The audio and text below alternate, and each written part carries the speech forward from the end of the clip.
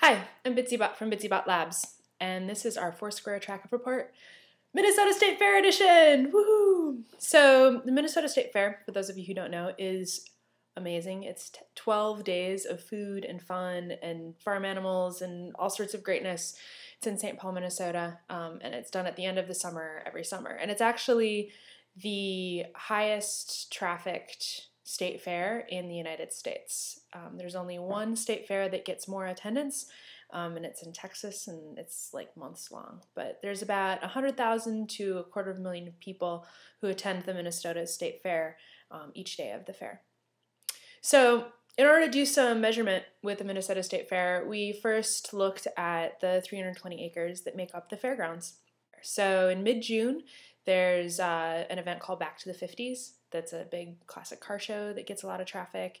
And in mid-July, there's this Carcraft auto show that gets a lot of traffic as well. But nothing can compare to the Minnesota State Fair.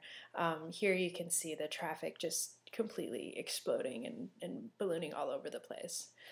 So there were a lot of venues that we looked at when we were looking at the Minnesota State Fair. There were 207 actually, and the two most popular were the 2010 Minnesota State Fair and the Minnesota State Fairgrounds. So the event-based venue is much more popular. So this one venue had about 48% of the traffic during the fair. And altogether, the top 10 venues have about 70% of the traffic. And all of the top 10 venues have a lot of different booths that kind of make them up. So they're kind of like meta venues, if you would. If we map out all of the venues by number of check-ins, look at that long tail. I mean, it's pretty impressive. It's actually easier to look at on a logarithmic scale. Over half of the venues have less than 10 check-ins, and over 90% have less than 100.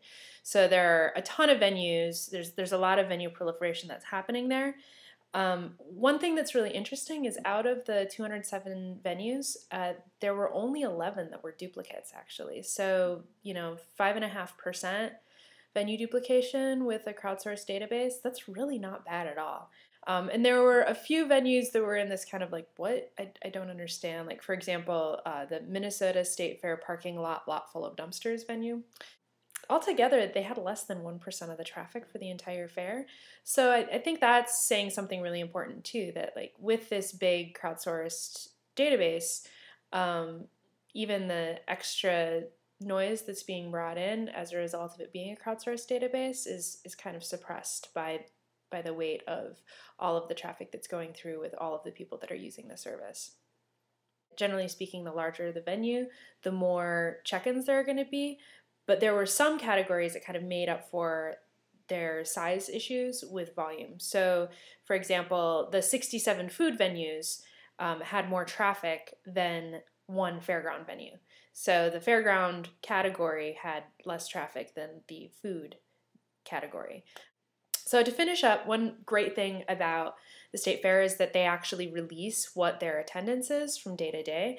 So here I've got the fair traffic reported by the fair, and this is a percentage of attendance by day. So it's a percentage of the total attendance done by day. And I did that as well with the Foursquare data that we have.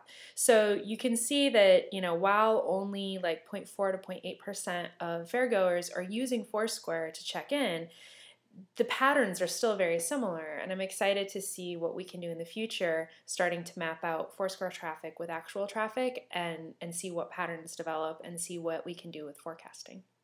So hope you enjoyed the Minnesota State Fair traffic report. If you've got any questions, feel free to leave a comment, or you can contact me at BitsyBot on Twitter and check out bitsybot.com for more information about BitsyBot Labs.